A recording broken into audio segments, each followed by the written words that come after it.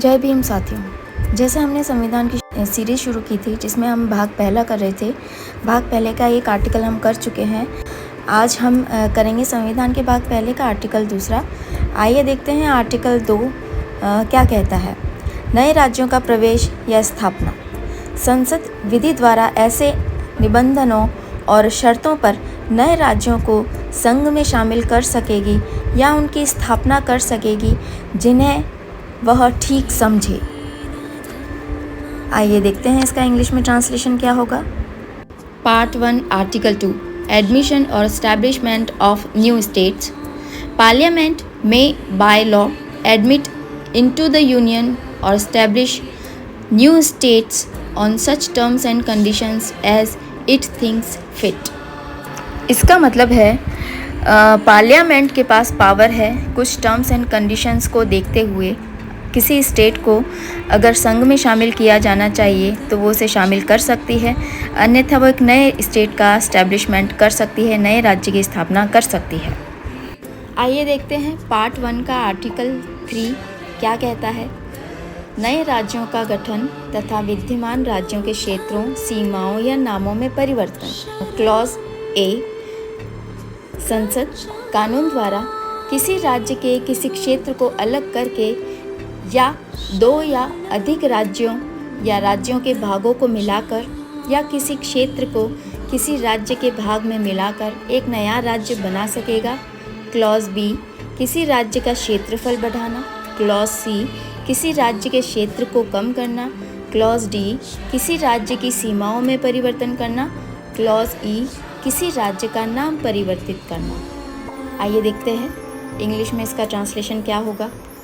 Formation of new states and alteration of areas, boundaries or names of existing states. Parliament may by law, Clause A, form a new state by separation of territory from any state or by uniting two or more states or parts of states or by uniting any territory to a part of any state. Clause B, increase the area of any state. Clause C, diminish the area of any state. Clause D, alter the boundaries of any state. And Clause E, alter the name of any state. इसका मतलब है parliament उचित नियम बनाकर किसी नए state का establishment कर सकती है, स्टेट को अलग कर सकती है, किसी भी यूनियन टेरिटरी के दो भागों को मिलाकर नया स्टेट बना सकती है या उसके कुछ पार्ट्स को मिलाकर नया स्टेट बना सकती है या दो से अधिक स्टेट्स को मिलाकर एक नया स्टेट भी बना सकती है। स्टेट का नाम चेंज कर सकती है, स्टेट के एरिया को बढ़ा भी सकती है, घटा भी सकती है और स्टेट की सीमाएं भी परिवर्तित कर सकती है। आइए देखते हैं आर्टिकल 4 क्या कहता है भाग पहले का। प्रथम और चतुर्थ अनुसूची के संशोधन तथा अनुपूरक, आनुषंगिक और परिणामी विषयों के लिए उपबंध करने हेतु अनुच्छेद 2 और अनुच्छेद 3 के अंतर्गत बनाए गए कानून।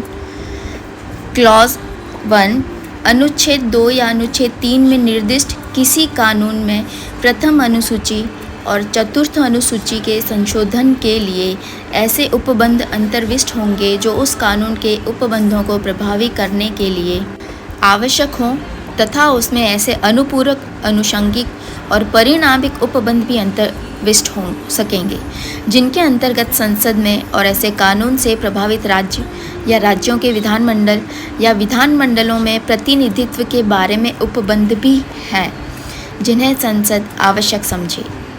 क्लॉज 2, पूर्वोक्त कोई भी विधि अनुच्छेद 368 के प्रयोजनों के लिए इस संविधान का संशोधन नहीं समझी जाएगी। आइए देखते हैं आर्टिकल 4 का इंग्लिश ट्रांसलेशन क्या कहता है। Laws made under article 2 and 3 to provide for the amendment of the first and the fourth schedule and supplemental, incidental and consequential matters. Clause 1, any law referred to in Article 2 and Article 3 shall contain such provisions for the amendment of the first schedule and the fourth schedule as may be necessary to give effect to the provisions of the law and may also contain such supplemental, incidental and consequential provisions, including provisions as to representation in parliament and in the legislature or legislatures of the states or states affected by such a law as parliament may deem necessary. Clause 2. No such law as aforesaid shall be deemed to be an amendment of this constitution for the purpose of Article 368.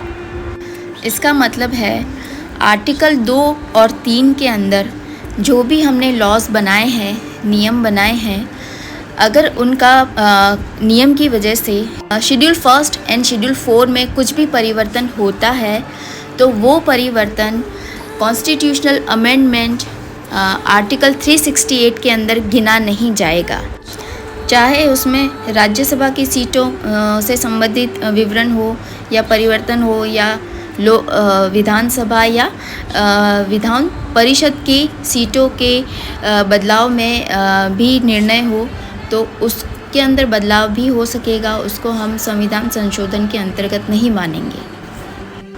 तो आज हमारे भाग पहले के सभी चारों article हो चुके हैं। कोशिश करेंगे कल हम भाग दूसरा शुरू करेंगे। भाग दूसरा है सिटीजनशिप, नागरिकता, जिसके अंदर 7 आर्टिकल्स आते हैं, आर्टिकल 5 से आर्टिकल 11। अगर आपको संविधान के बारे में थोड़ी बहुत जानकारी अच्छी लगती है तो प्लीज़ लाइक कीजिए, शेयर कीजिए, फॉलो कीजिए। जय भीम, जय भारत, जय संविधान।